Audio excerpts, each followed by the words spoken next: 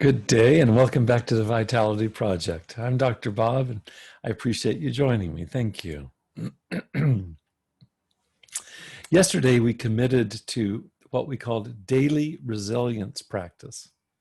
Now the goal of this is to build in natural reflexes. We want this to become where it's reflexive in our managing stress.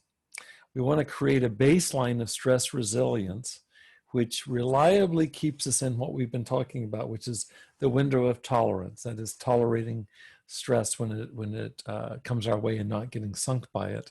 And I really think of this as literally recovery in action. This is it right here. For the last several weeks, we've been exploring an entire range of curriculum, and we're not done. We're going to continue. It's a curriculum for building resilience.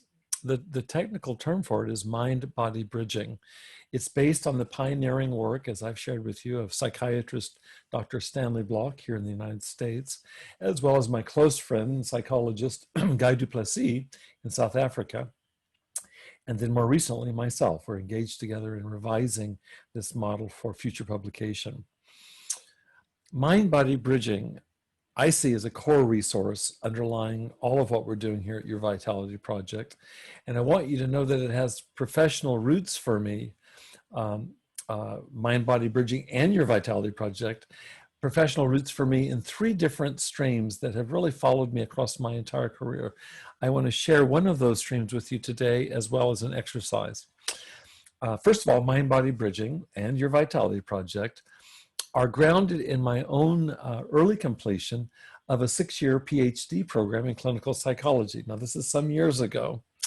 And when I finished it, I turned right around and began teaching graduate students themselves in clinical psychology, and did that over the next 30 years.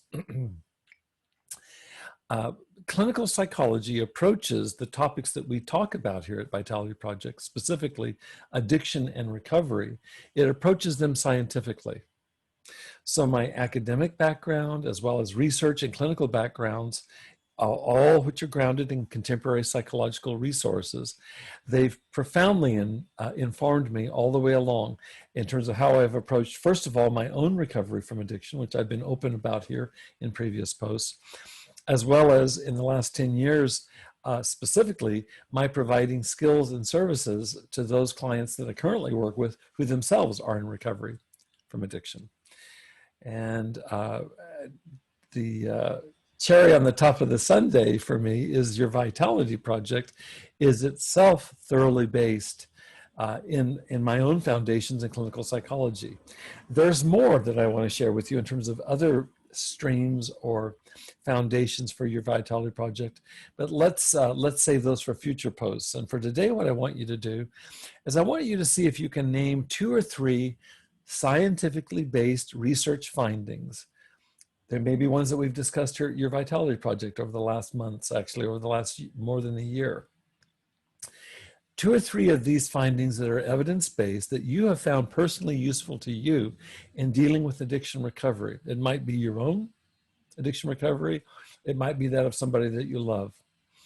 What I'd like to invite you to do is to journal out exactly what you have found most beneficial to you upon review and then personally applying it. And what we're talking about are looking at advances.